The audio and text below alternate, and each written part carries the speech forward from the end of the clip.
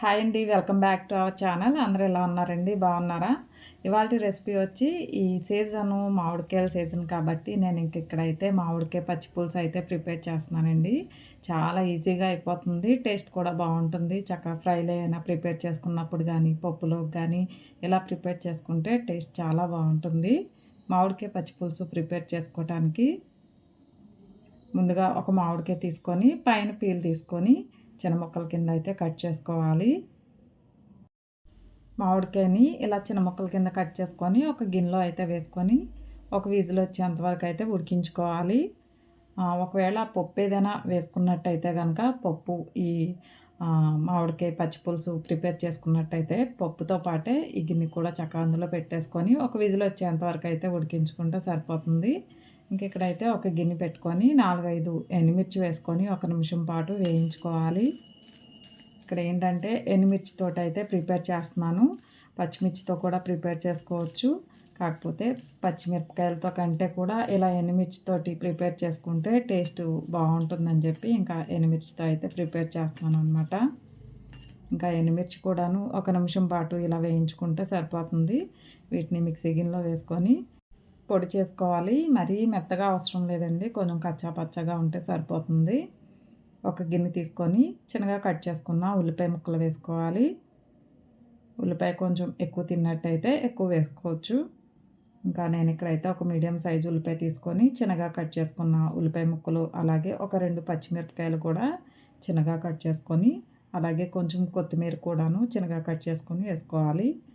అలాగే ముందుగా వేయించుకున్న ఎండుమిర్చి పొడి కూడా వేసుకోవాలి. ఒక 1/2 టీ స్పూన్ సాల్ట్ కూడా వేసుకొని మొత్తం కలుపుకోవాలి. ఇలా సాల్ట్ కూడా వేసుకొని అంతా ఒకసారి కలిసేలాగా కలుపుకోవాలి.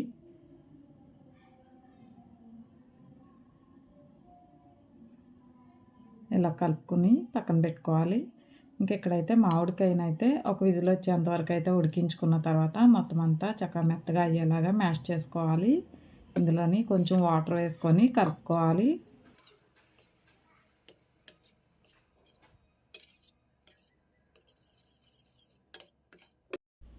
ఉల్లిపాయలు, పచ్చిమిరపకాయలు, కొత్తిమీర ఇవన్నీ కూడా కలుపుకున్నాం కదా!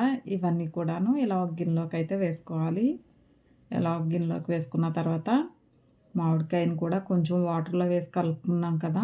ఇంకా అది కూడా వేసుకోవాలి. అలాగే కొంచెం చిక్కగా కావాలనుకుంటే చిక్కగా ప్రిపేర్ చేసుకోవచ్చు. లేకపోతే బాగా పలచగా కావాలనుకుంటే అలాగా వాటర్ మీకు తగినంత వాటర్ అయితే వేసుకోవాలి. ఇలా వాటర్ కూడా వేసుకొని ఇందాక మనం కొంచెమే సాల్ట్ వేసుకున్నాం కాబట్టి ఇంకొంచెం సాల్ట్ వేసుకుంటే సరిపోతుంది. అంతేనండి, మామిడికాయ పచ్చి పులుసు రెడీ అయిపోయినట్టే. చాలా ఈజీగా అయిపోతుంది. పచ్చి పులుసుకి వేసుకుంటే తాలింపు పెట్టుకోవచ్చు. కాకపోతే మేము తాలింపు ఏమీ వేసుకోమన్నమాట. తాలింపు వేసుకునేవాళ్ళు తాలింపు వేసుకోవచ్చు. ఇలా చేసుకున్నా బాగుంటుంది. మామూలుగా చింతపండు పచ్చి పులుసు అనేసరికి చింతపండు రసం తీసుకొని వేసుకుంటాం కదా! ఇంకా అలాగే మామిడికాయ కూడాను చక్కగా ఒకసారి ఉడికించేసుకొని చక్కగా మెత్తగా మ్యాష్ చేసేసుకొని ఇలా పచ్చి పులుసు చేసుకుంటే టేస్ట్ చాలా బాగుంటుందండి. ఏదైనా ఫ్రైలు చేసుకున్నప్పుడు కానీ, ఆమ్లెట్ వేసుకున్నప్పుడు కానీ, ముద్దపప్పులోకి కానీ చాలా బాగుంటుంది. ఇంకా నేను ఇక్కడైతే ముద్దపప్పు అయితే ప్రిపేర్ చేశాననమాట. ముద్దపప్పులోకి ఇలాగా మామిడికాయ పచ్చి పులుసు అయితే టేస్ట్ చాలా బాగుంటుంది. ఎప్పుడైనా ట్రై చేయకపోయి ఉంటే ఒకసారి ట్రై చేయండి. ఓకేనండి, మీకు వీడియో నచ్చినట్టయితే లైక్ చేయండి, షేర్ చేయండి, కామెంట్ చేయండి. సబ్స్క్రైబ్ చేసుకోని వాళ్ళు సబ్స్క్రైబ్ చేసుకోండి. థ్యాంక్ యూ అండి.